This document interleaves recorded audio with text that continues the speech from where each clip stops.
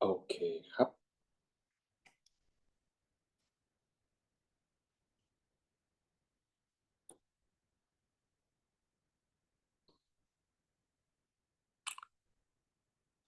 Okay, right. Okay, sorry about the disconnection. Um, okay, so like I said, so you spend about 168 hours traveling in overseas country. Okay, you have seen things, but you have only 2 minutes to recount your experience to your friend at a coffee shop somewhere. Okay, so you start with an overall picture. One sentence that describes your experience. Okay, your 168 hours experience, just 2 weeks or 1 week experience. Okay, but then you have to back it up. You have to justify your claim. How would you do it? If you tell the story day by day, then you risk repeating the same words. You will risk, you know, boring your friends with all the mundanes of the same activities that you do every day. Okay, because every day we do the same things, right? When we travel, we go to places. It's just different places we visit each day, but the activity is the same. Okay? We take pictures, we eat good food, something like that. Okay? So instead of describing your story based on timeline or in chronological order, we could be looking at, you know, different. We could be using different activities to describe our story. So we're not using days anymore, right? We're using different things that we experience. So we could be talking about food, okay? Because when we travel overseas, we have to have experience eating exotic food, eating um, food that could not readily be found in our country. Okay. And every day we would, you know, ride a bus or a train to somewhere, right? Or you might hire cars to go somewhere. So we can be talking about our transportation experience. Transport. And every day we're going to be meeting new people. All right. We go to a restaurant, we'll be asking for services. We're going to meet, we can talk about how they treat you. Along the way, we might run into strangers. We're having some conversations. Okay. So everywhere we go, we're going to meet new people, make some friends. So we can talk about people. Okay. So these are the three, these are things that we have experience with throughout our journey. Okay. So we're going to organize our report like this. So we have our Haiti, right? My trip to Japan was amazing. How was it amazing? Well, in terms of food, you're gonna have to talk about the food. So why do I like the food in Japan? Okay, so I have to come up with some adjective again to describe food. So how do we describe food positively? Okay, we can say Japanese food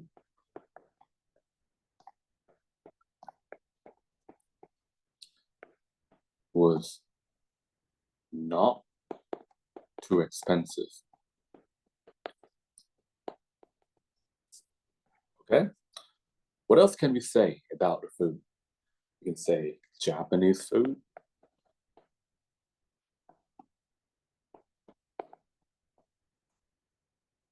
was healthy. Okay. But for every positive words that we use here, we must be able to justify it with some sort of evidence. Okay. Now, how would I explain that Japanese food was not expensive? I could be comparing how much I spend over there with how much I spend here in my country, Thailand, right? So I can say a dish, or I can say a meal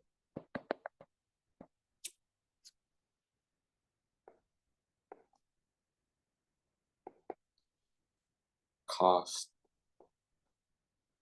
about 100 baht on average. So this is affordable because in Bangkok we spend about 100 on a meal anyway, right? Japanese food was healthy.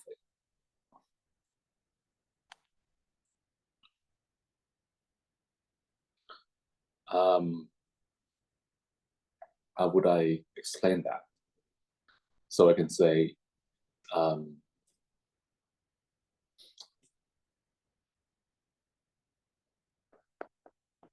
there was,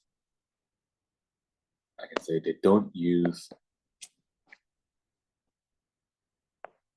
they they don't use too much additive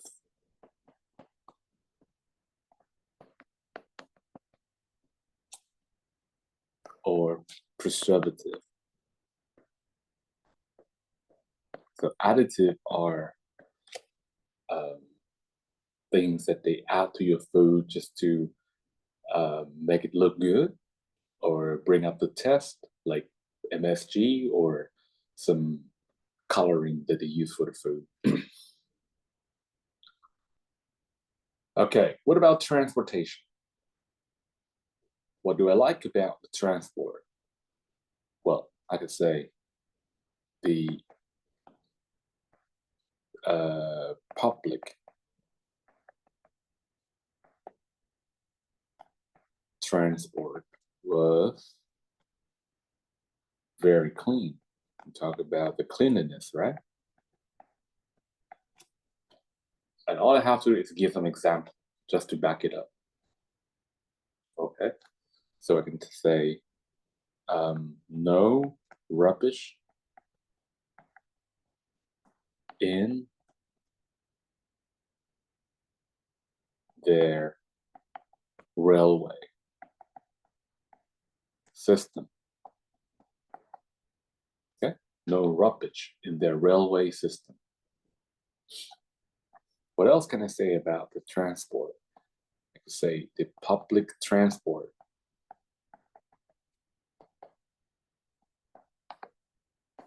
was on time or on schedule. Okay, so how do I back it up? I could say the train always arrive at the platform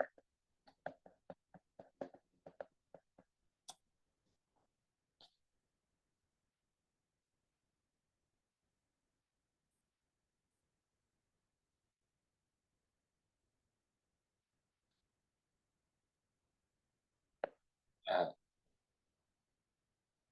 always arrive at the platform exactly as it show on mobile applications. So in many developed countries, right?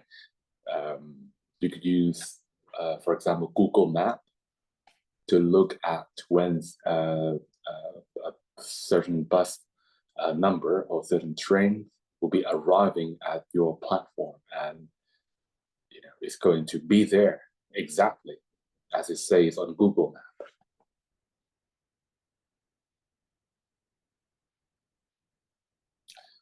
Okay, what about people? What can I say about people? Well, uh, speaking about Japanese, right? I think they are very polite. The Japanese were polite. Okay, so how would I explain that? I'd say they would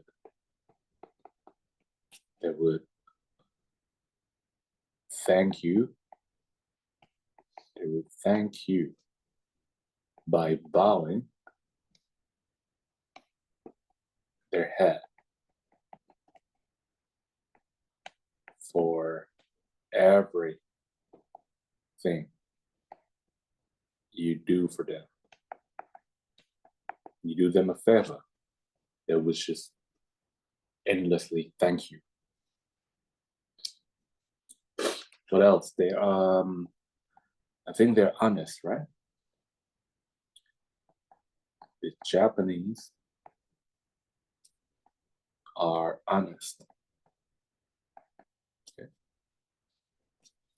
So how do I back it up? Let's say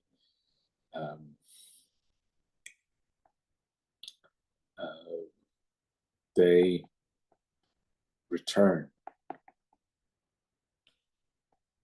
my lost wallet. Lost my wallet, and someone who found it, supposedly a Japanese, returned it. And I was able to retrieve my wallet from a lost and found counter. Okay, so these are details that I can include in my report to back up my claim. Okay, so you can also use this strategy to highlight key features. So you have to start with an overview and then try to back it up.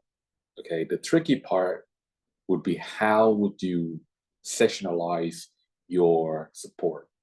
Okay, if you break it down into sections according to what days, then it will be difficult to describe everything.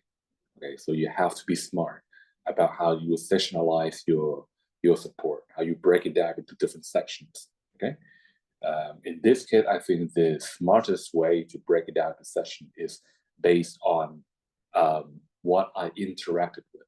Right, I interacted with food and talk about food. I interacted with transportation, then I can talk about transportation. I interact with people and talk about people. Okay, and the next thing you can do is to sort of tell yourself a story based on this outline. And if this is a good outline, if this is a good plan, it should be able to allow you to speak for more than 1 minute, ideally 1.5 minutes. Okay? So let's say if I could talk about this for more than 1.5 minutes, if I can do that, then this is a good plan. Okay, let's go. So I'd like to talk about my trip to Japan last year. And all I can tell you about this trip is that it was an amazing trip. First thing that I like about this trip is the food. Japanese food, against my expectation, was quite affordable.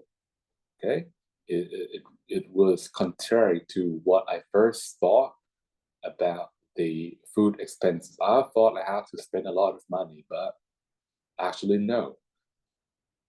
A meal in Japan costed about 100 baht on average. So it's the same as what I would normally spend in Bangkok. Next, Japanese food was quite healthy. And this is probably because they don't use too much additives like MSG or preservatives in the food. Okay, so the food they cook is also always fresh. They don't give you an overnight food. They don't give you leftover. Everything's fresh from the kitchen. Okay. The next thing I really like about Japan was the public transportation. Um, every public transit system I've been to was quite spotless, very clean, right? No rubbish could be found in any of their railway system, for example, or even in their buses. And also, the transportation system was always punctual. It's so punctual that you can even look at the time of arrival on your Google map. And when you're there at the platform, the train or the buses will just be there exactly as it shows on Google Map, which helps you to um,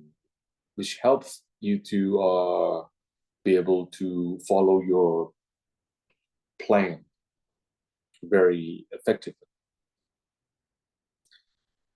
And the last thing I like about Japan is the people. I found Japanese people to be quite polite. Um, they would, they can never run out of thank you.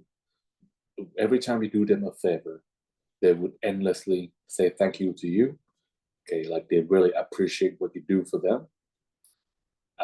Also, Japanese people were very honest. There was one time that I lost my wallet, and I didn't even realize that I had already lost it. Then someone returned the wallet to the lost and found department, and there was announcing for people who might have lost the wallet. And I searched my pocket and I found that I didn't have my wallet. So I went over to the department and found my wallet. And the person who found it didn't even reveal his name or her name. So I was not able to thank him or her for returning my wallet.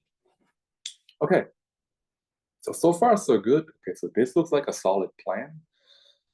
Right.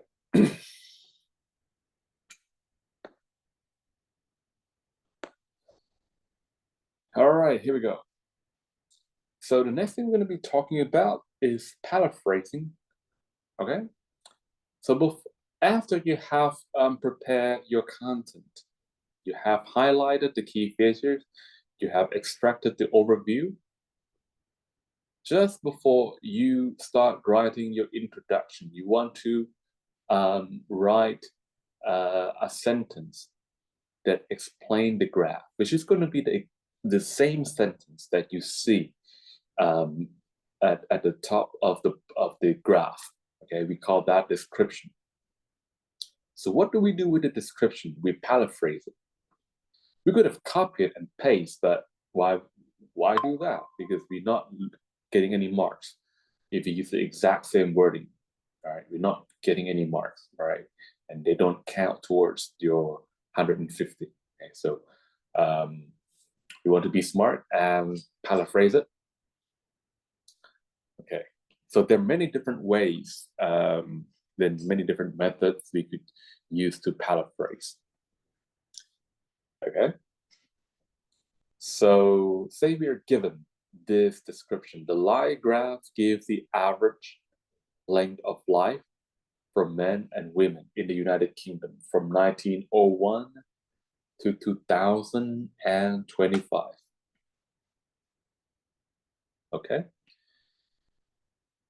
so what do we do? Right. So to paraphrase, we could first try to just replace any words that you know with its equivalent synonym. For example, in this example here, they say the lie graph. Look at the sentence mark number 1. Okay, the lie graph shows. So they use the word shows instead of give because they are both synonymous, right? The lie graph shows the average life expectancy. So they use life expectancy instead of average length of life. because life expectancy is synonyms of length of life. And instead of using men and women, they use males and females. Instead of in the UK, from 1901 to 2005, they use between 1901 and 2000. In fact, if you want to use the word 2000, well, let's just change from 2025 to just 2000. Okay, this is not supposed to change.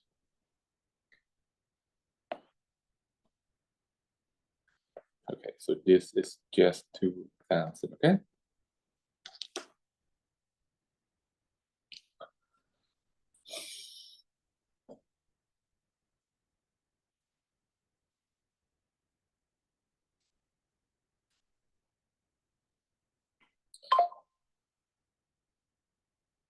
Okay.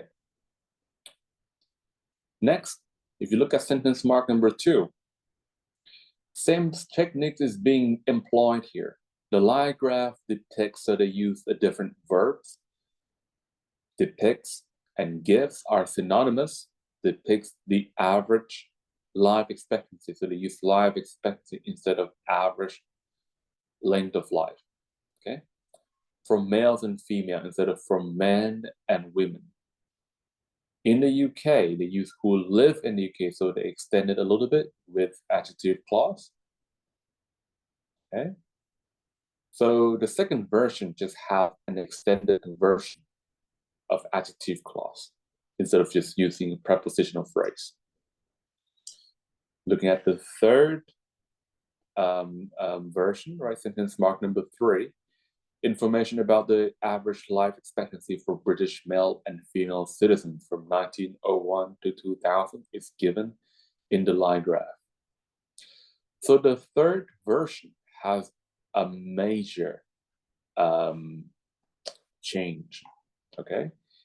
And that major change is the use of passive voice instead of the active voice. So they first use the word information as a subject. Why would they do that? In fact, they don't even need to use the word information. I can just say the average life expectancy for British male and female, blah, blah, blah, and then is given in the line graph. They don't even need to use the word information, right? They can just drop it altogether, right? You can just start with the average life expectancy. But the good things about using this information as a subject is that sometimes you never know if the word that represent quantities will be in singular or plural. Okay, in case they give you plural, like sales with an S, then you have to use are as your main verb. Okay, so you have to keep an eye on the subject.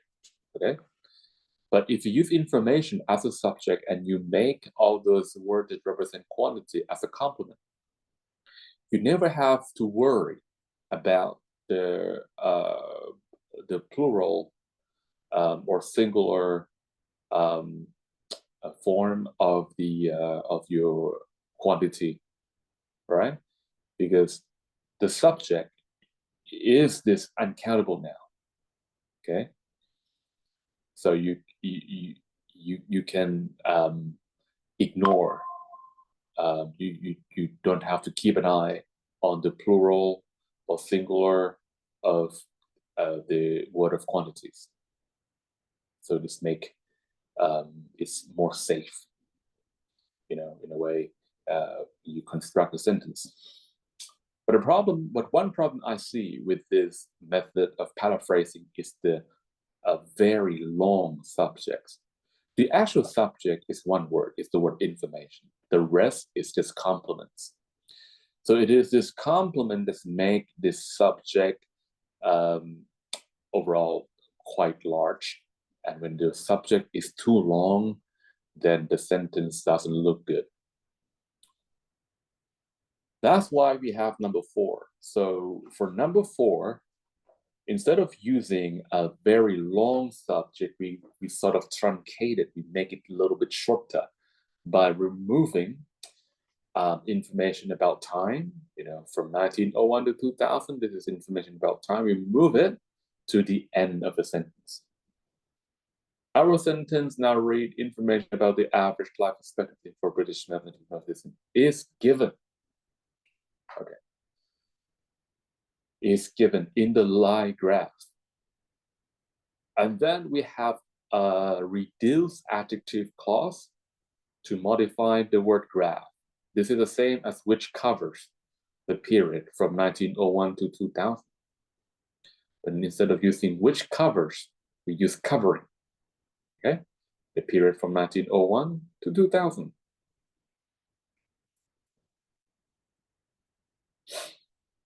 Okay, that's it. Last one. Based on the line graph covering the period from 1901 to 2000, information about the average life expectancy for British males and female citizens is given.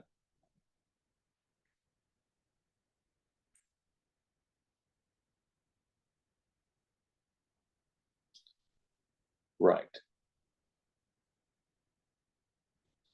Based on the line graph covering the period from 1901 to 2000. So one significant change in this version is the shift of the prepositional phrase in the line graph from the very end of the sentence to the beginning. So we start the sentence with a modifiers, right? Based on the line graph covering the period from 1901 to 2000. The subject of the sentence then follows. Information about the average life expectancy for British males and females is given. So 4, 3, 4, 5, they are based on passive structures. Okay. The difference is that they tend to move around the modifiers in the sentence. That's it. Okay. So I would say 4 is good enough. If you want to employ this method to paraphrase, I'll say 4 is good enough. 5 is also good, but is a little bit more challenging. Okay, so let's take another 10 minutes break and then we will do some more practice with this. Okay, let's take a break.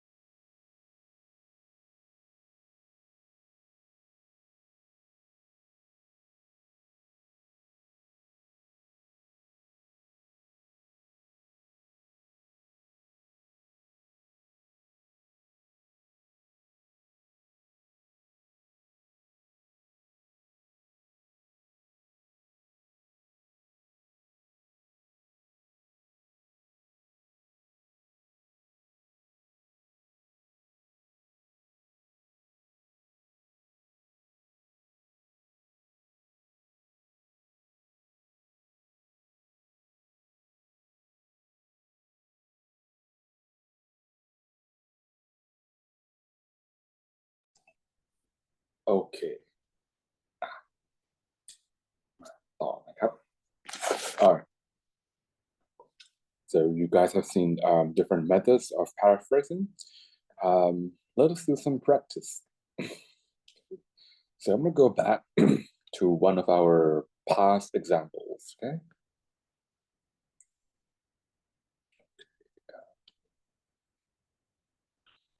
Okay, let's try the very first one here.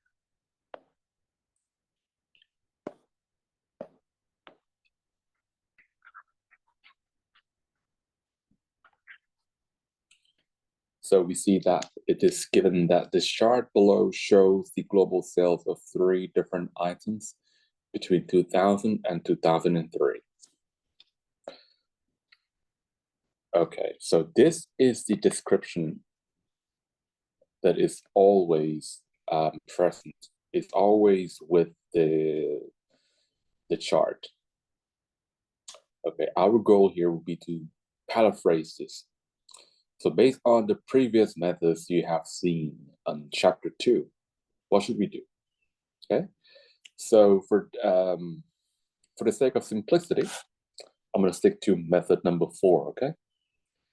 So how do I use method number 4 to paraphrase this? It doesn't matter what the quantity is given here. In this case, the quantity is sales, right? But I don't really care about that because I will always use information, right? The word information as my subject. Okay. So my paraphrase will always begin with information. Okay. Information about. Okay. Information about what? Information about the global sales.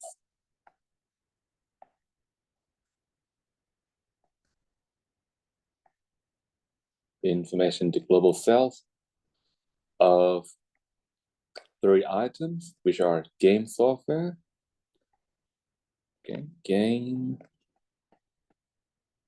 software, DVD, and CDs. Information about the global sales of game software, DVD, and CDs is given, right?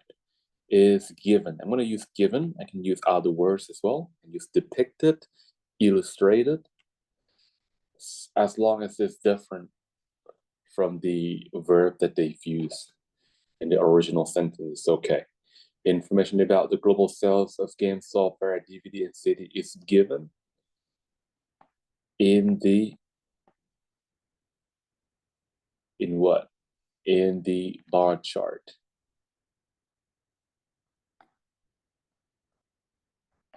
Okay. And it covers, right? So I can say covering the period, right? Covering the period of how long? Of 3 years.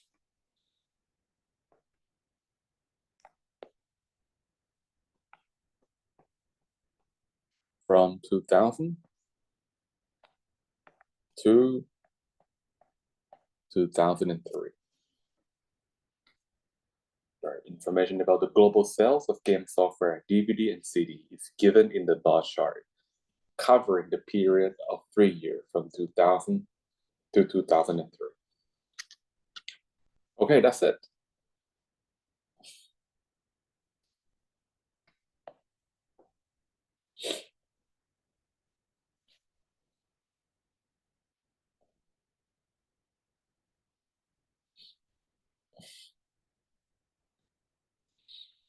You want to try some more example? Okay, let's try this one. The table below shows the percentage of households in the UK with a variety of durables between 1972 and 1983. Right. So what I'm going to do here is I'm going to identify the quantity, and I'm given the percentage. Okay. So I'm going to rewrite it as information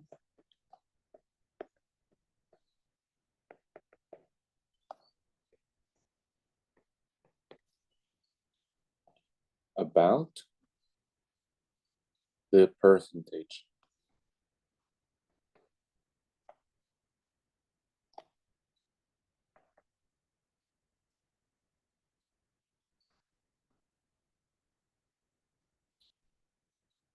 of household with a variety of durable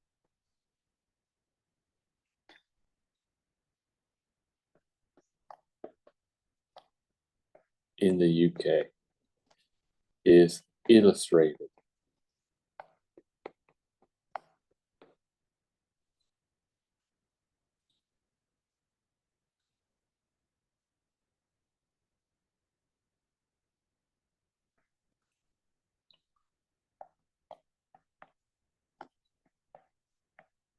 in the table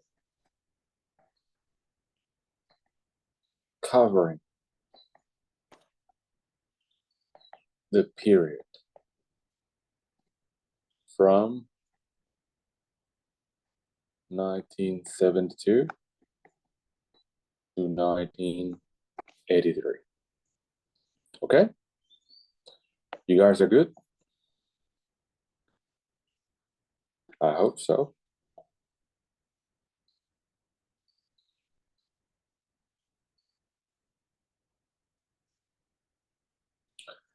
Right.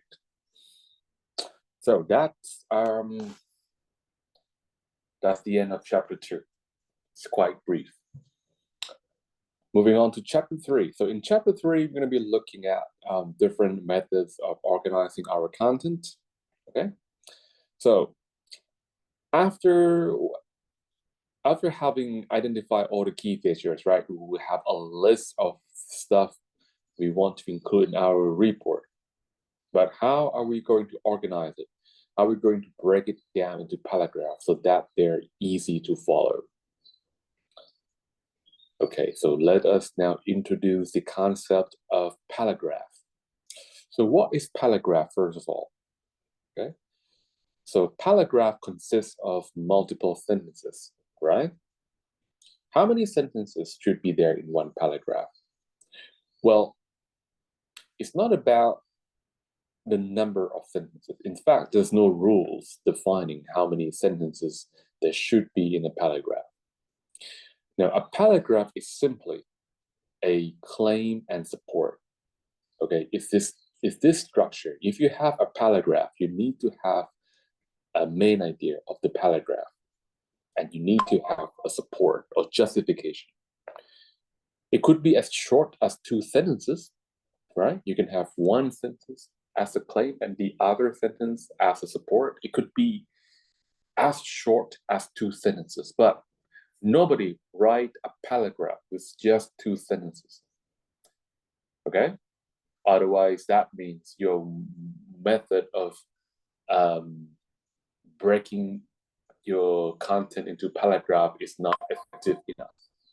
Maybe you should be looking at different theme or different criteria to divide your paragraph, because 2 sentences is just too small. If your paragraph consists of 2 sentences, then you probably will have so many body paragraph. And having many body paragraph is kind of like watching a video clip, right, on YouTube with too many advertisements. It can be annoying, okay? So you don't want to have too many paragraph. You don't want each of your paragraph to be too short, okay? So I would say about 3 or 4 sentences. So that means you need to have one sentence for your main idea of your paragraph. We call it a topic sentence. The topic sentence could either be in phrase or in sentence format. Okay? What does topic sentence do?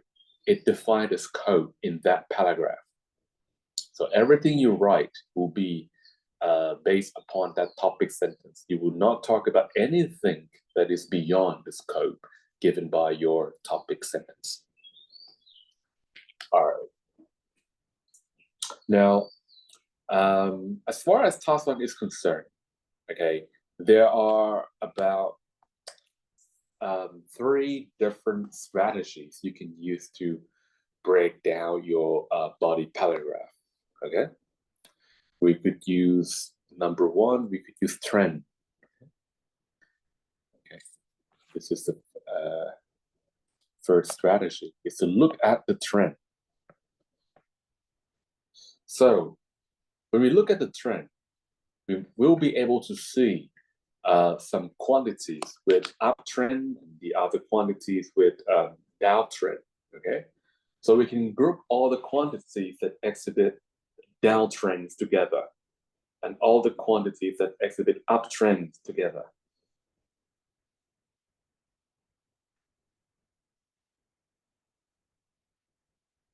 Okay, but you can also group different quantities in terms of rate of change as well.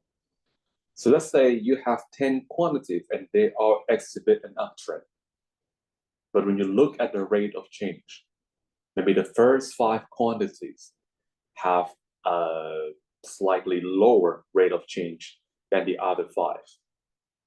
Okay, so in this case, the rate of change can be used to break it down into a group of quantities with high rate of increase and the other quantities with lower rate of increase. Okay.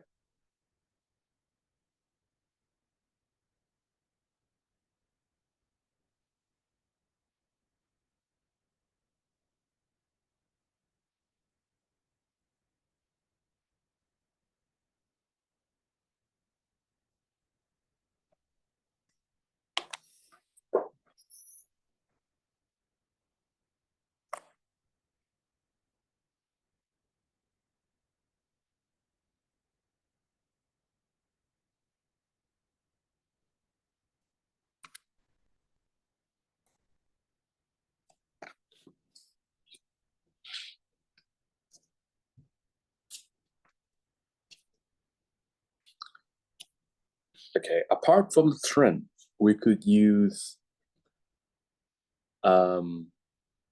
category. Okay, number 2 is category.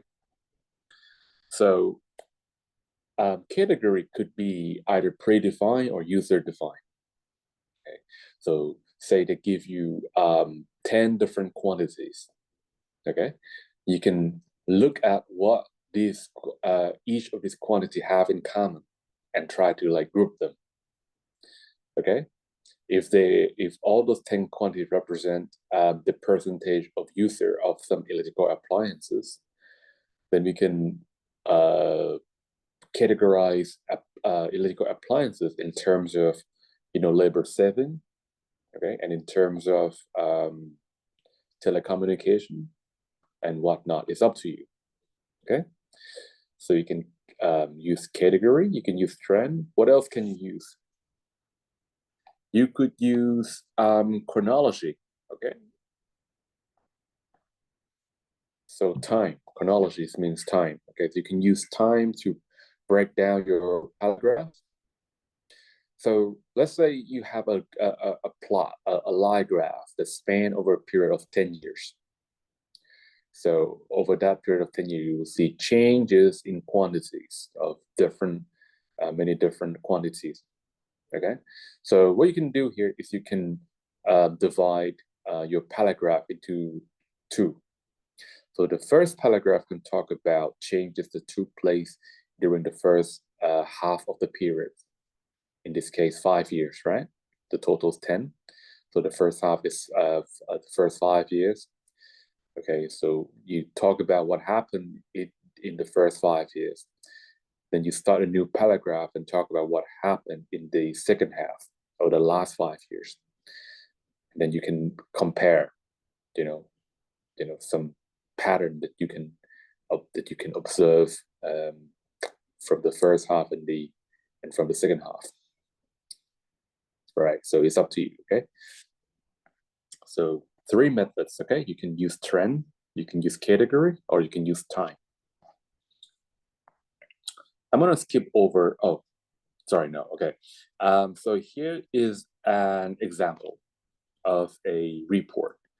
So first of all, we're going to fill the gaps just to make this report complete. And then we'll be studying how they break this down into paragraph. So I'd like to encourage you to try this on your own, okay? So each gap can be filled with words in the box below. Now, one word can be used more than one time. I'm gonna give you guys 3 minutes to complete this exercise, and then we talk some more about it.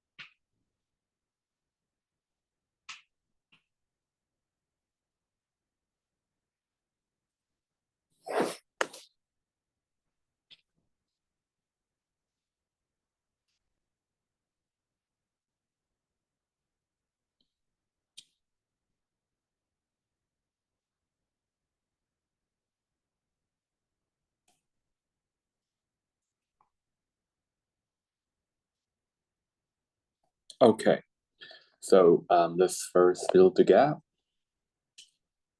The chart shows the change which took place in student spending in United Kingdom.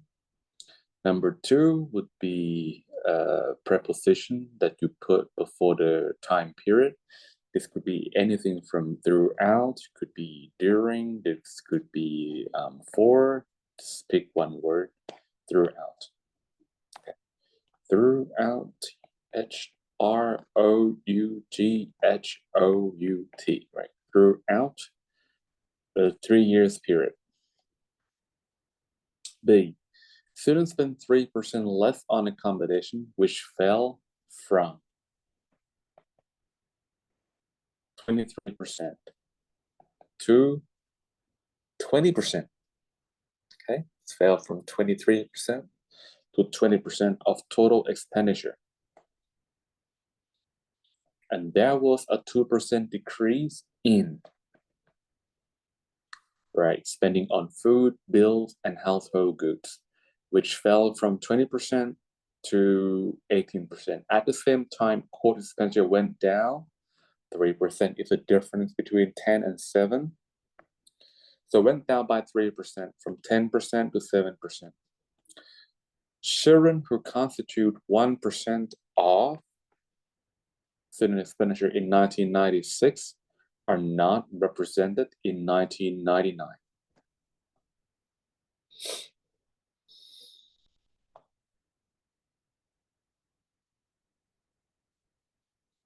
Next, on the other hand, there was a 5% growth in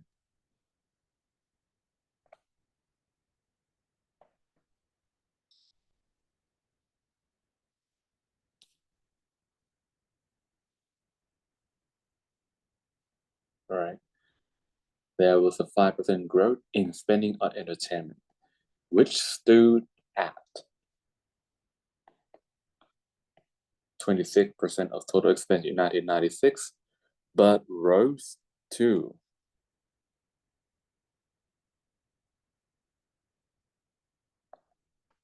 31% in 1999. Spending on other non-essential items and credit repayments grew by 4% to make up 16% of total expenditure. Spending on essential travel went up by 3%, while non-essential travel underwent a 1% fall. Okay. Overall, with the exception of expenditure on essential travel, the most significant general change was a shift from spending on essential items to spending on non-essential items. Okay, so that's it. I hope you guys understand why I use all those prepositions in different places.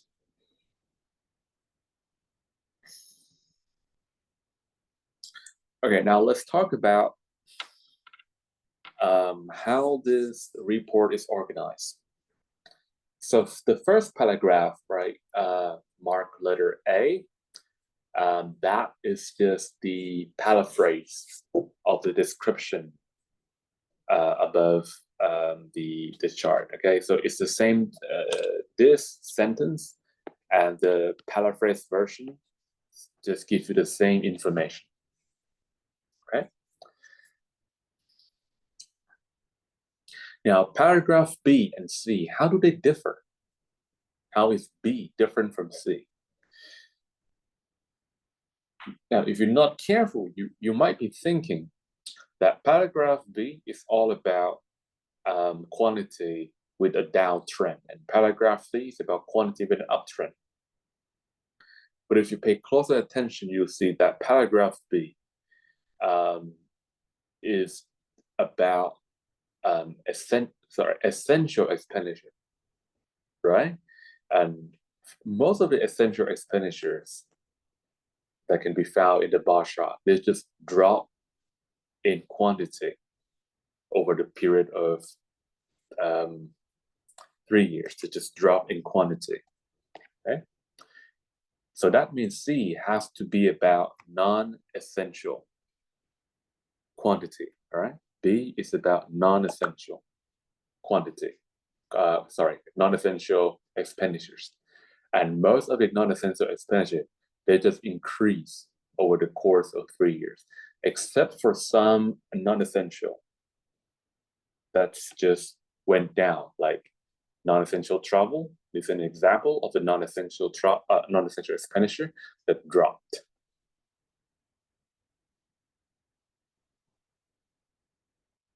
Okay, so far so good. Right. So B, we know that this paragraph is for essential expenditure, and C is non-essential expenditure. What is D? What does paragraph D represent? So the last paragraph is just represent the overview. Okay. So the way this report is organized out, they put overviews last. Okay. And it tells you the story before. Okay. So overviews sometimes can be written as a conclusion. So you have two different options. You can also start your report with overview and then back it up with the following body paragraph, or you can start with all the details, right, all the key features, and then you summarize it in conclusion. Right. Now, if you look at the way they use language, okay, so paragraph B is the way they highlight key feature is quite simple, right? The technique they use is to look at the difference between the quantity before and quantity after. And they use that difference as the main features. Let's look at an example here. The students spend 3% less on accommodation. So 3% less is just a difference between quantity in 1996 and quantity in 1999. Okay, so it begins with the difference, and then they describe the initial and final. And they repeat this pattern over and over. Okay, they use the same strategy with the next expenditure, which is the expenditure on food, bills, and household goods. So 2% decrease, that again represents a difference. And then they describe the difference, they justify it by using an adjective clause that say which fell from 20% to 18%. Okay, again, they use this exact same strategy with the last form of expenditure. They say went down by 3%. So went down by 3% again is a difference. Okay, from 10 to 7, that's the support. So how do they make it? All right, how do they manage to use the same pattern without repeating the same words or the same structures? Okay, so this person is quite smart. He knows that his strategy, the strategy he used to identify key features is not glamorous. It's not, it's not very, what you would say, not very sophisticated. So he varied the use of his language. Instead of using structures like went up by from this quantity to that quantity, he used variety of sentence structure. Like the first sentence, you spend 3% less. Okay, you see, he used a combination of number and comparative adjective. And again, he used he used number as an adjective modifying a noun. Okay, he could have used students spend 2% less on food, bills, and household goods. But if he did that, then he repeat the same structures. He repeat the same wording, which is not good. All right. And for the last one, he said went down by 3%. Okay. So he never stick to the same method of describing difference. He always use different wording, different structures, which is quite smart. That's how we get away with it. Okay, but I think this report could be improved with a more clear signaling or discourse marker. Okay, so for example, paragraph B, instead of starting his paragraph the way he did, he could have a more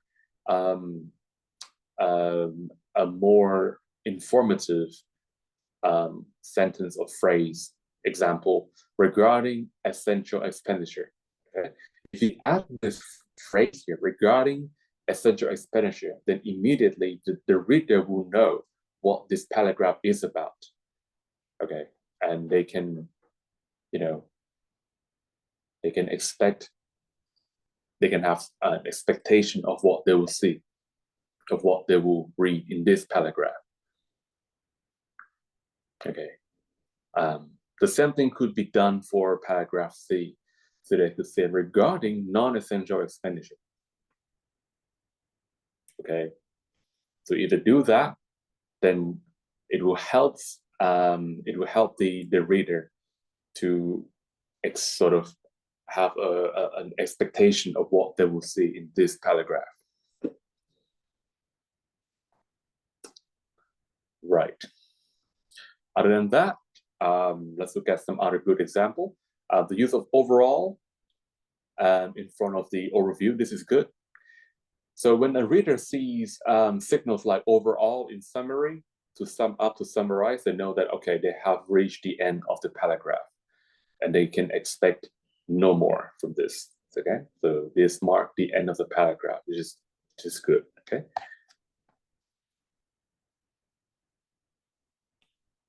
All right. So now let us do a little bit of an exercise. Okay. So for this particular exercise, I'm simply going to walk you through the first few steps of how to construct the actual report. Okay. So first, let us try to identify the overall picture or the overview of this chart. Okay. So what we're looking at is the table that depicts the percentage of households in the UK with a variety of durables between 1972 and 1983. Right. So if you look at how the percentage of user for each electrical appliances has changed over the course of 11 years, we see that the percentage of central heating users went up, right?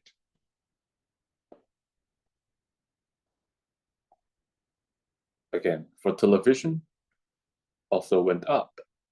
Video, we don't know. What about vacuum cleaner? It went up. Refrigerator went up. Washing machine went up. What about dishwasher? Went up. Telephone went up. Okay, so the overall picture that we see here is that each and every electrical appliance here exhibit popularity, increasing popularity because they have more users. They attract more customers. You see?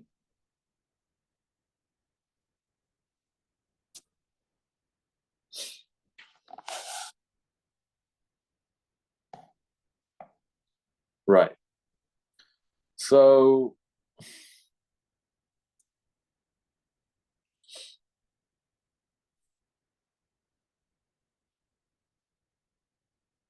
um,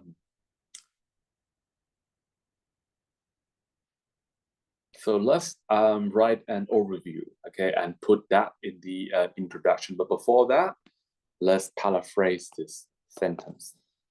Okay.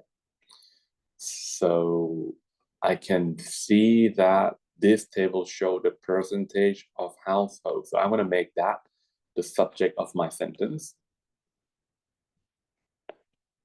The percentage of household with a variety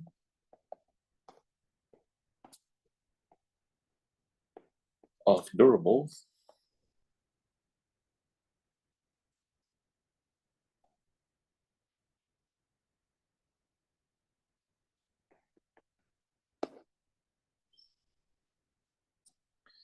is given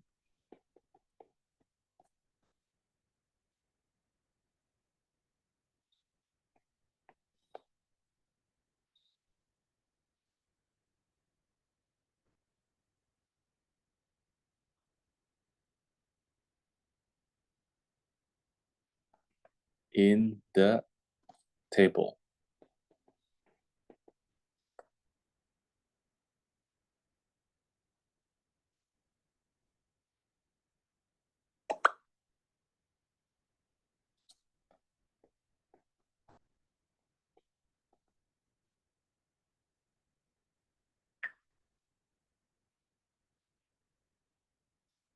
In the table.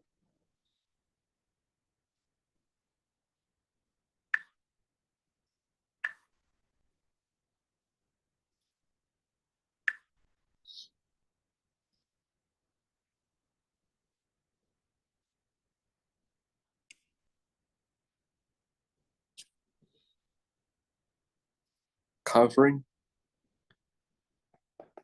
the period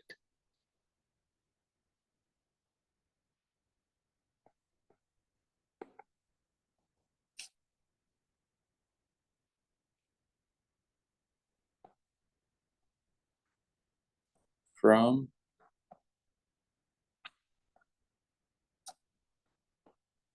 1972 to 1983. Okay?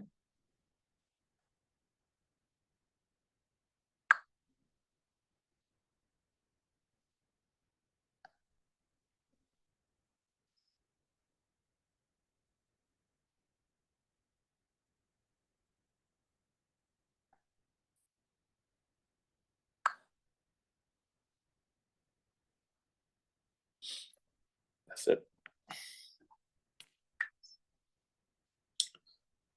Okay, next would be the overview. So I can say overall, it can be seen that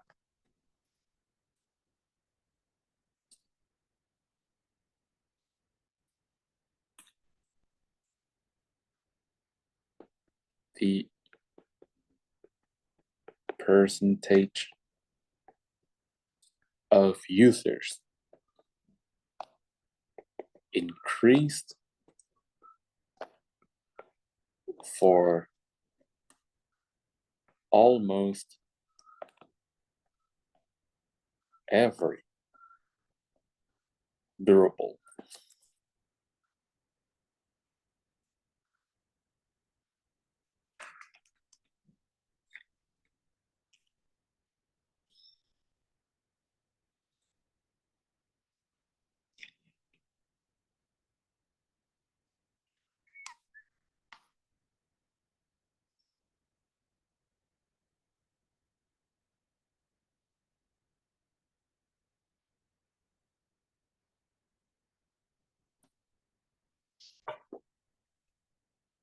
Okay? it can be seen that the percentage was increased for almost every durable.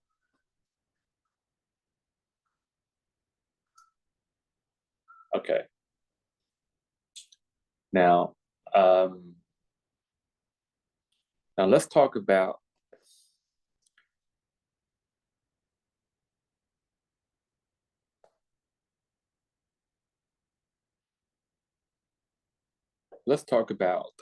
how we are going to break this down into paragraph.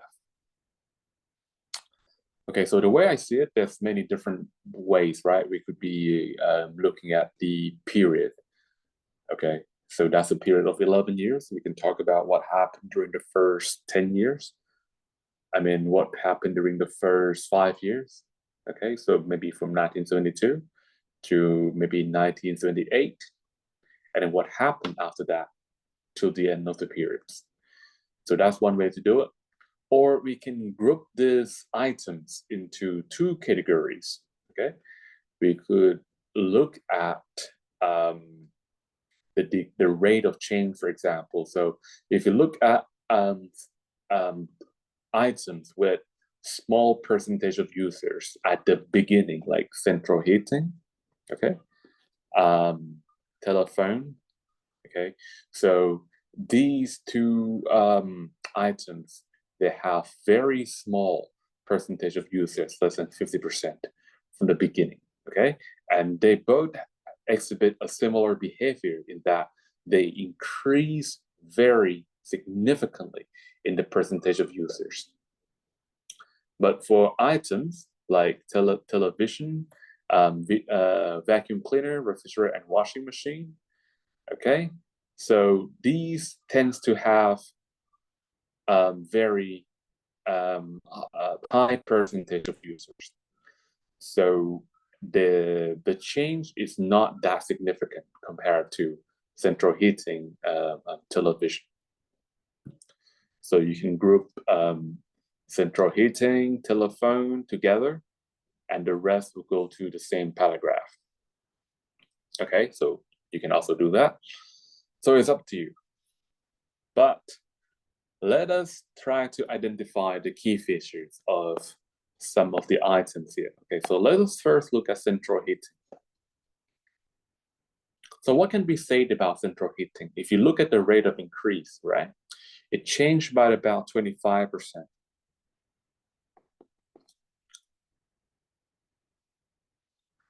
Okay, it's changed by about 25%. Television, it changed by what? Only 5%.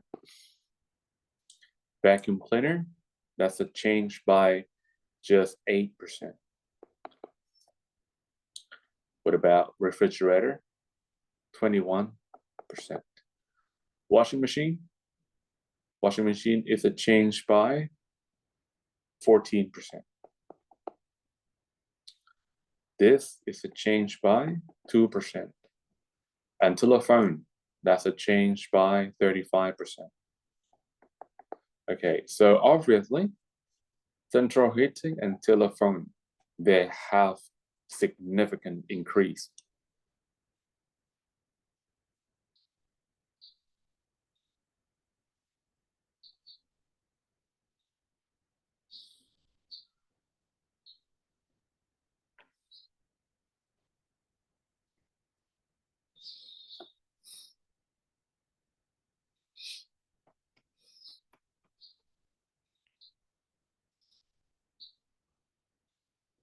Okay, so obviously I can say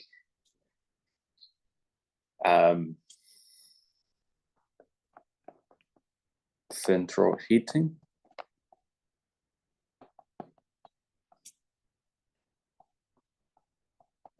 gain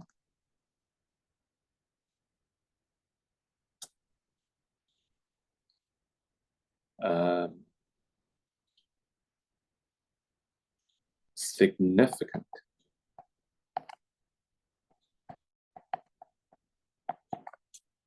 popularity.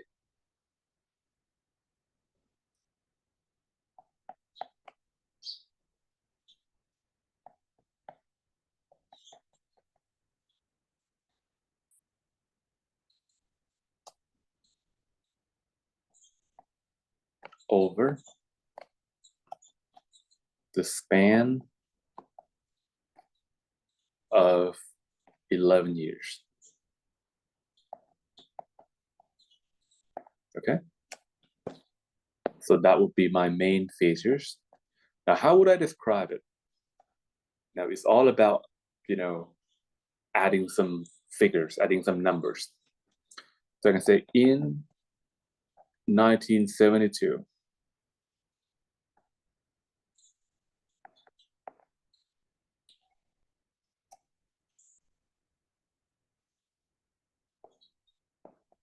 %39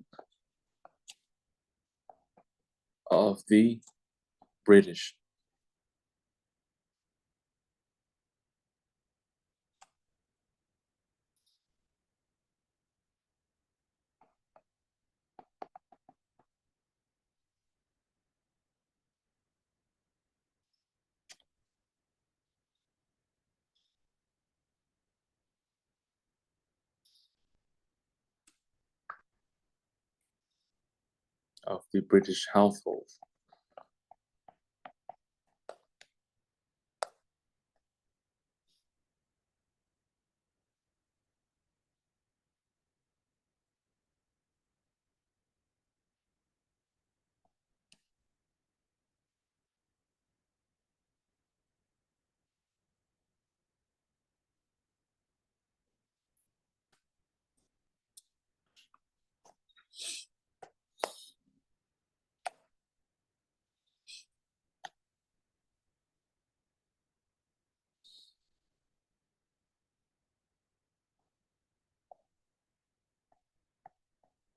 own central heating. Okay, and I can put a period there. And I can say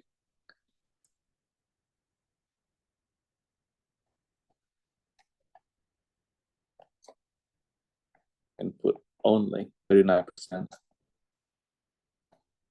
However, a decade later,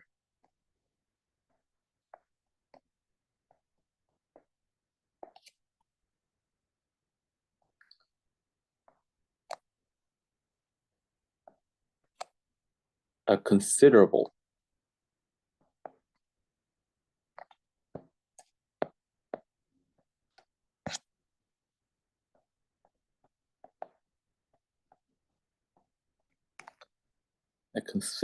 rise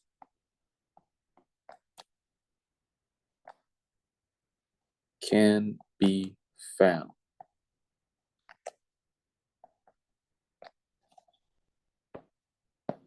Right? Can be found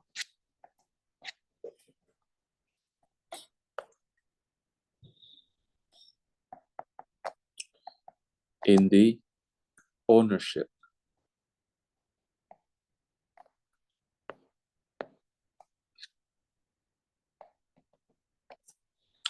okay as growing. I don't have to say from because they really already know. Growing by 25% to reach 64% in 1983. Okay, so this is basically how to describe the features and support it with some data. Okay, so the first sentence here, this is just there to highlight the main features of central heating. And the following sentences are there to provide supporting information. All right, so that's all the time we have for today. I'll see you guys again next class, and from next session onward, we'll be talking about the essay writing. Okay, so today is the last day for task 1, and so if you guys have any questions, feel free to ask me in the next session. Okay, thank you very much. See you later.